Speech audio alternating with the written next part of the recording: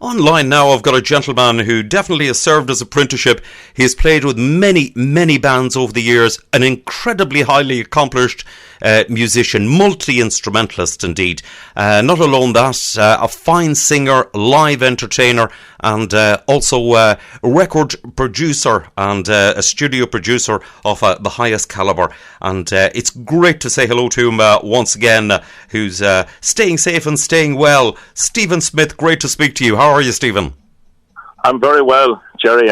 Thanks for that lovely introduction there. I hope you're safe as well, as they say in this current climate we're in at the minute. But thankfully, all is good here over in Ireland, and I'm in County Down at the minute. I'm at home here, so nothing really much happening, as you would imagine, with the current situation. But that's I suppose we have to stay safe and do what we're told, and help the whole thing get resolved quicker sooner rather than later, as they say. But all's good so far, Jerry. Oh, that's mighty. That is mighty. You're in Portaferry in County Down, which is pretty near the coast. I'm right on the coast, Jerry. I'm living very, very close to the most easterly point in the whole of the 32 counties, right out in the Ards Peninsula. We're only about 20 mile or something from the Isle of Man. So we're just right out in the east coast, but it's a lovely little small village. I have the Strangford Lough on one side of me, and we have the Irish Sea on the other side. So I'm living right out on the tip of the peninsula, which is lovely. And it's especially today now with the weather. Even though it was cold today here, the sun was, when you looked out through the window, it was like somewhere in Spain. It was that bright, but a little bit cool with it at the same time. But no, Portaferry, it's always been home for me, Jerry, and that's where I've made my home and where I was born and reared, and that's where the days will finish as well, I hope. Right, and I must say, no doubt there's always the sweet smell of the sea around there. Oh yeah, I mean it's just, well, we live, when I say we live in a small village, we're practically in the country, and even though I live just on the edge of the small town here, but I still class ourselves as kind of country folk, but it's a nice, it has lots more aromas than the sea as well, living in the country, but we're well used to that, and as I say, no harm in that either. It's all good, Jerry. Indeed it is. Listen, you've played with a huge amount of bands over the years. I mean, you were with the Philomena Begley or with the Indians. Dominic Terwin, yes, and the most recent, well, when I say the most recent, the one just prior to me putting my own band on the road, actually 15 years ago, would have been Declan Nerney for a couple of years. So yeah, I started back in 1986, I was only 16 at the time, and I was a young guitar player with Philomena Begley's band for almost 10 years. So that was straight out of school, really, and onto the big band, show band, country music circuit, whatever you want to call it. And I was there for nearly 10 years with Philly. And as you mentioned, I went to the Indians then for about, I think I was there about 2.5 years. And then I went to Dominic Kerwin's band, where we toured all over the world at that time. And I was 4.5 years moving on to Declan Nerney, and then in 2005 I just decided to just to give it, I was actually going to take a bit of a break because I was travelling every day from County Down to Longford to meet Declan and the lads, and it was just after a couple of years I just got a lot of, just the travelling was just the guys were starting the journey in Longford, and I had 4 hours done before I met them, and then when they went back to Longford, I had 4 hours home after that every night. So a couple of years of that now, it definitely took its toll. I gave it a little bit of a break, and I just took a couple of months out and just to see what would happen. And Eamon Keane, who was in the Indians and still in the Indians now and managed the Indians, said to me, "Why don't you start your own band?" And I had no intention of doing it. I never even thought of it. It was him that mentioned it to me. And I says, no, it was not something I'd think about. And he kind of coaxed me into it. And he says, look, see, just nothing ventured, nothing gained. He says, you're well able to do it. So I says, look, I'll give it 6 months. And here we are 15 years later. So it was a good bit of advice, and although I had a big band there for 12 years, and then the last 3 years I kind of cut the whole thing down to just a 3-piece. Just the current climate, and it seemed to work a lot better for us. So we're now just a 3-piece, still doing more or less the same circuit. And doing the same gigs, but just there's only 3 of us, and a little bit of a smaller setup, which I think if you get a few years on you, you kind of realize that, well, just we'll scale things back a little bit. But we actually, with doing that, we actually put ourselves into a situation where we became available in a smaller scene as well from the bigger band scene, and we ended up being nearly twice as busy by doing that, which kind of was a surprise to everyone in the band. Chris and John Taylor, of course, played with Big Tom for many, many years in the Travellers. Yes. And Chris Blair, who's been working with me for nearly 30 years. It's been great for us over this last sort of 3. Actually, it's nearly 4 years now. Actually, we're down to the 3-piece. I think it was 2016. We decided to do it right about May time. We kicked off, so it'll be nearly 4 years now. So time flies when you're having fun, Jerry. Indeed. Well, but those two guys, I mean, it's got to be said, Stephen, that those two guys are incredibly talented. I mean, their ability is pretty high class. Well, I think their reputations precede them. As I mentioned, John Taylor has played with lots of different bands down through the years. I mean, I mentioned Big Tom. He played with Margo. He played with Hugo Duncan, Brian Call, Jimmy Buckley, Thomas and Fiona. He's played with lots and lots of bands down through the years. Lots of experience. And obviously he played with the Travellers for 11 years in the sort of the 70s into the 80s. And Chris, as I mentioned, Chris Blair, a great musician, a great singer, would have been the bass player with Philomena's band back in '86, and it was actually him that brought me into the band. It was him that he was kind of band leader at the time, and he was probably the main reason that I was brought in as a young 16-year-old. And we've been working together on and off. I might add, in different times we weren't working together, but we've been working on and off now for 34 years almost. So, wow. Yeah, but two good guys. Not only the musical ability and talent, but just the camaraderie. There's two great guys to work with, and yes. When you've 7 and 8 men maybe traveling the road, it's not all maybe sunshine and roses, and you have to get on yes. with the guys you work with in the band, and sometimes it's not easy when there's 6 or 5, 6 or 7 people, but thankfully down through the years I've been lucky enough that way. There hasn't been any real clashes, but definitely the two guys are just a real pleasure to work with, and it definitely makes the going to work a lot easier than maybe it would have been before. Indeed, and you can see it on stage when with the way that the three of you work. When you actually see a live show, it's absolutely fabulous, and the other two guys, as I say, are absolutely brilliant. How come you play several instruments? Several. Well, I do, Jerry, and it's something, I probably owe that to my late father, who only passed away in December, just there a few months ago. He passed away at 85 years of age, and would have been playing music right up to his untimely death. Now he was, and my brother, unfortunately, who passed away a couple of years ago through illness. My brother was older than me; he was 10 years older. But from both of them, I had a lot of influences, and there was always a lot of instruments in the house when I was growing up. My father played the fiddle, he played a tenor saxophone and trumpet, and there was always a piano in the house. And my brother my late brother was a great traditional musician. Right. He played the fiddle and he played the flute and guitar. So there was always lots of instruments in the house, and I always consider myself a jack of all trades and master of none, because I don't profess to be any genius on any of them, but I can get a tune out of several instruments, and then it's been something that I've just brought to the table, which is, it's kind of, there's not many people doing it, and I just thought it was something different. But I mean, on stage I play 5 instruments. I used to play 6, but we hadn't a big enough vehicle to carry them all. But it's something that people expect now.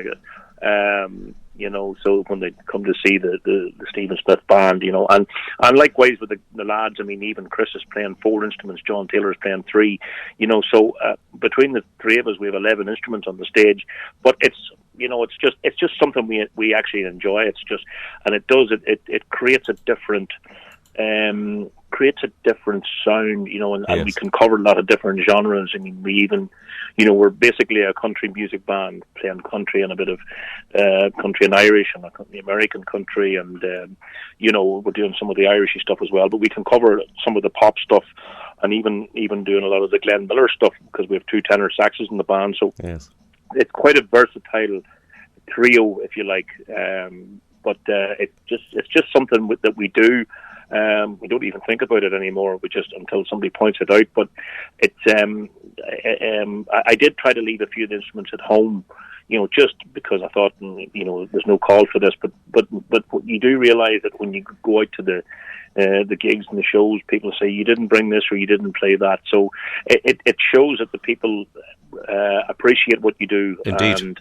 And with that in mind, we decided. I decided then I'd reintroduce the instrument back again, and so that's what I've been doing for a long time now.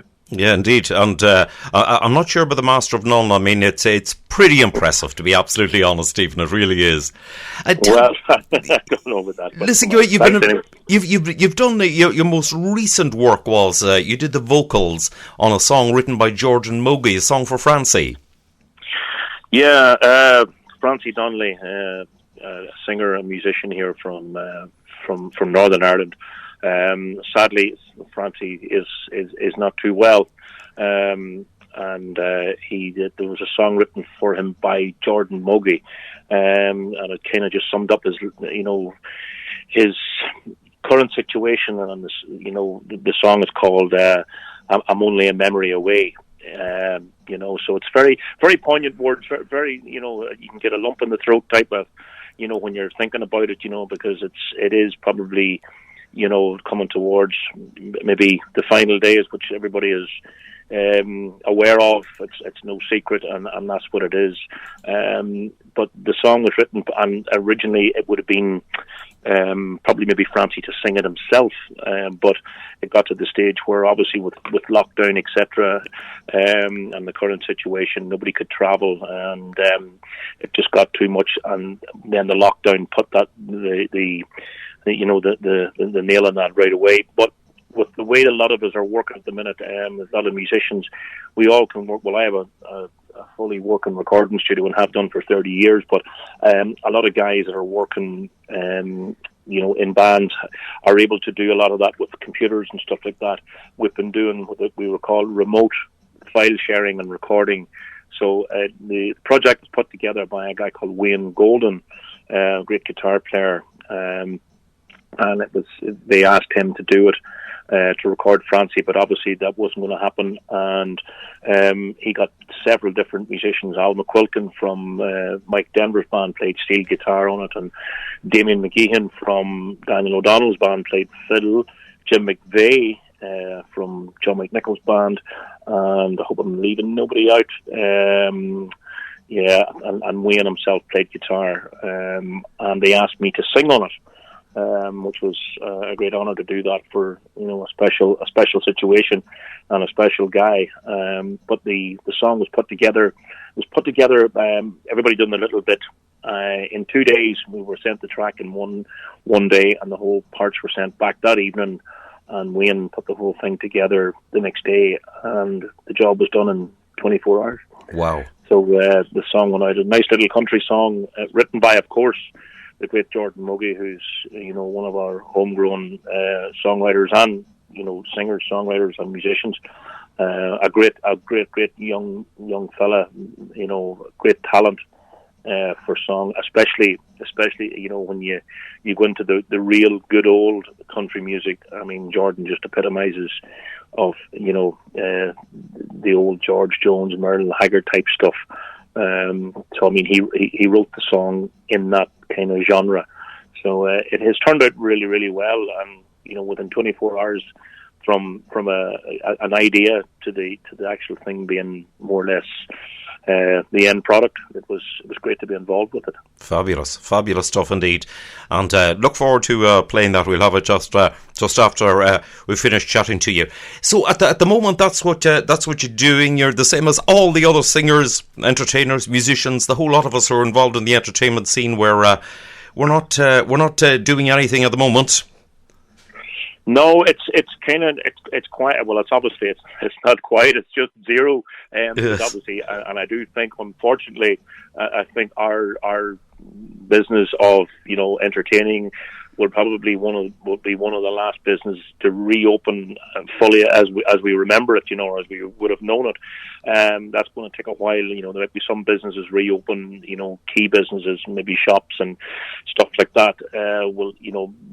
When the curfew is relaxed a little bit, but I do think we're I think musicians and singers, entertainers, the entertainment industry is going to. I do think there's an extra few months in that we're going to be still not working, unfortunately. But that's that we have to be clever about it. We have to stay safe. Yes. But yeah, I mean, I'm lucky. I have a recording studio and I can do a lot of work behind the scenes. And I thankfully now I haven't been idle. I'm doing bits and pieces and a lot of collaborations with different people here in Ireland, and some in Scotland and some in England as well. And so, I mean, between all that, I've been lucky enough to keep myself busy, keep myself occupied, and working on some stuff and recording. I'm in the middle of recording a couple of albums for myself. Okay. So I always bring an album out in September, and I'm always rushing through the summer to get it out for September, but I don't think I'm going to be rushing too hard this year. Yes. Loads of time. So I've actually didn't start one, I started two, because I've done a lot of instrumental stuff on the steel guitar, and I've always been toying with the idea of doing an instrumental album, and I never did one, so I'm paralleling that beside obviously a vocal album as well. So I should have two out by September, October time. Wow, right. Not just one, but two at the same time. Yeah. Well, fair play. Stephen, listen, it's been lovely to catch up with you, lovely to speak to you. And listen, as they say, keep on going, keep on keeping safe and doing well. Listen, looking forward to us meeting up again somewhere along the winding path. Last place we normally meet is the Shamrock Club in Welling Garden City. So hopefully we'll see you. Well, we were supposed to be there in May, and I was speaking to Sean rang me last night, Sean Riley. We had our Saturday night, he rang me just for a little chat, but that's not going to happen in May. But we are back with him in September again. That might be very optimistic to think that might happen, but fingers crossed it might. But we have to. As I say, and it's been hammered home to us, and it really is poignant that we have to stay safe. Not even for ourselves, but for other people, and especially the older people. And I just want to take this opportunity, because it's the first time probably that I've had a chance to do it publicly, is to thank our NHS workers and the people who've been working behind the scenes and keeping us all as safe as we can and doing a great job. And we really appreciate what they're doing for us. Indeed, absolutely. True. I know the word hero is bandied around, but the term true heroes definitely comes into it. Absolutely, yeah. We wish them all the best, and as I say, just thank them for the hard work and the selflessness of them, the people that are doing that. I mean, they just do it because that's what they do, and that's what they signed up for. And it's a worrying time for a lot of them. I have family in that side of things as well, and it's a scary time for them as well, because at the end of the day, they're human beings like us, but they're right out on the front line and putting themselves in the firing line to be to get in trouble with that. But hopefully everybody will come through it, and as they say, we'll see them on the other side in better times. Indeed. Stephen, lovely to speak with you. Thank you very much indeed. You too, Jerry. You take care and stay safe.